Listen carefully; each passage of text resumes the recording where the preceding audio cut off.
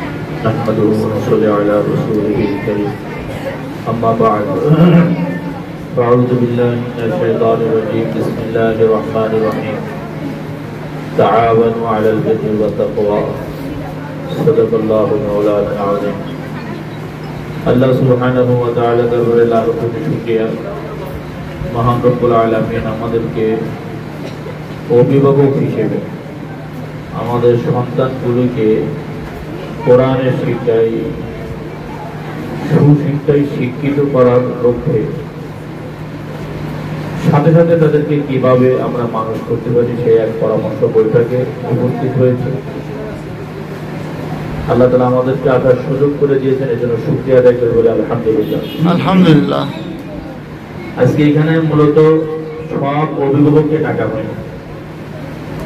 আমরা দ্বিতীয় সময় প্রথম সাময়িক পরীক্ষা এবং দ্বিতীয় সাময়িক পরীক্ষা দেখার পরে কিছু এদিকে টাকা হয়। বাবু কথা বলো, আমরা দেখছি যে ছাত্রগুলি লিখে পড়ে আমরা উন্নতি করতে পারছি না। ছাত্র কিন্তু মেধা খারাপ, মেধা ভালো, এদের লিখে পড়ে আমরা উন্নতি করতে পারছি না। এক কথায় বলা যায় যারা অমনোযোগী এবং দুর্বল, টোটাল মাদ্রাসা থেকে 850 ছাত্রদের মধ্যে থেকে 225 জন ছাত্র ছাত্রী পাওয়া গেছে যারা অমনোযোগী এবং দুর্বল। কতজন? 225 জন। এই 225 জনের অভিভাবককে আজকে ডাকা হয়েছে। কতজনের? না, আজকে 200 জন। আজকে হলো 3, 4, 5, আজকে 195 জন অভিভাবককে ডাকা হয়েছে। এখনো বাকি আর এক সেশন আছে, তাদেরকে আগামী বৃহস্পতিবার ডাকা হবে। 2 ভাগে ডাকা হয়েছে। দুর্বল যে ছাত্রগুলি আমরা যদি চাই এদেরকে উঠাবো, সব ছাত্র উঠানোর জন্য অভিভাবক সচেতন হতে হবে। আমরা এদেরকে আলাদা করছি এই জন্য যে আলাদা করে এদের পিছনে আলাদা মেহনত করতে চাচ্ছি। এগুলি সবার বাস্তবতা হচ্ছে এদের অভিভাবক সচেতন। আর যারা দুর্বল আমরা খেয়াল করছি এদের অভিভাবকও দুর্বল। দুর্বল মানে বেশিরভাগ, সবাই না। আমরা আমার কাছে প্রতিদিন প্রায় এক এক ক্লাস থেকে 10 জন, 12 জন, 2 জন, 5 জন পাঠাইলে হুজুর হাতে লিখে দেয়নি, আপনি দেখেন। আমি কি করি, নির্দেশিকা নিয়ে অভিভাবকের কাছে ফোন দিই। এই কথাগুলি আমার কাছে এত আফসোস লাগে যে প্রত্যেকটা পিতা সে কিন্তু মাথার গাম পায়ে ফেলায় শ্রম দিয়ে সেইখানে বেতন দিয়ে যাচ্ছে না? অবশ্যই। ফ্রি কতজন ছাত্র পড়ে? সবাই তো ফ্রি পড়ে না।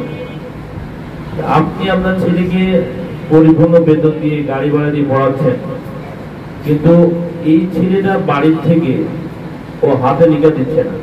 আমি ফোন দিচ্ছি অভিভাবকের কাছে, ওর মা রিসিভ করছে, তাই বলছে আপনি শুধু এইটুকু করেন, ওর জন্য নিয়মিত হাতে লিখেটা দেন, ও আগামীকালও আসছে হাতে লিখে নিয়ে আসে। আচ্ছা বলুন, এই ছাত্রের প্রতি কি আর উস্তাদের দেখভাল, দিক নির্দেশনা বা সুনজর থাকবে?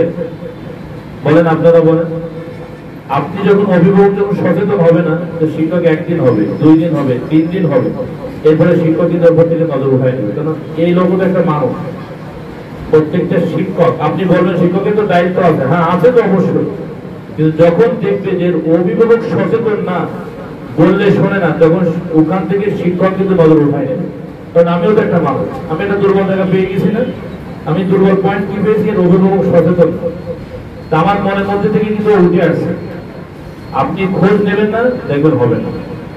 আমরা আপনাকে ফোন দিচ্ছি যে আপনি একটু আগামীকাল আসেন, কারণ ফোনে যখন হচ্ছে না তখন আমরা বলছি আপনি আগামীকাল আসেন। উনি মনে করছে মনে হয় আমার বেতনের জন্য ডাকছে। তা যেই বলছে হতেন আমার বেতন কি বাকি, আমি বলছি না, বেতন বাকি না, আপনার ছেলেটা ভালো লেখাপড়া করে না, এই মাসে এতদিন অনুপস্থিত আছে, চাচ্ছি ওকে নিয়ে একটু আপনার সাথে বেশি পরামর্শ করি। এগুলো কিন্তু সম্মেলন করে বলেছেন ওঠানো যায় যায়। এই সম্মেলনে যত কথা হয়েছে এগুলো কিন্তু ভিতরে ঢোকে না, কারণ আমরা অনেকে অন্যমনস্ক আছি, অনেকে ঘুমাচ্ছি, ঘেমাচ্ছি, হয়েছে না? এতে হয় না।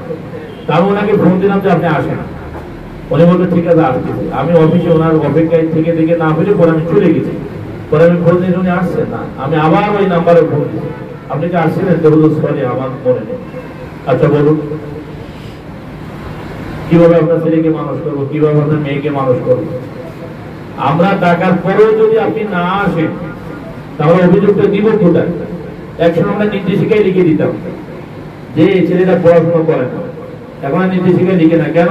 অভিভাবকরা নির্দেশিকাটা উল্টায় দেখে না, অভিভাবক নির্দেশিকা উল্টায় দেখেন। এখন আমরা ফোনে বলছি, ফোনেও যদি আপনি সাড়া না দেন, তাহলে বলুন তো আমরা কোন ভাবে আগাইলে আপনি আপনার ছেলেকে লেখাপড়া করাবো।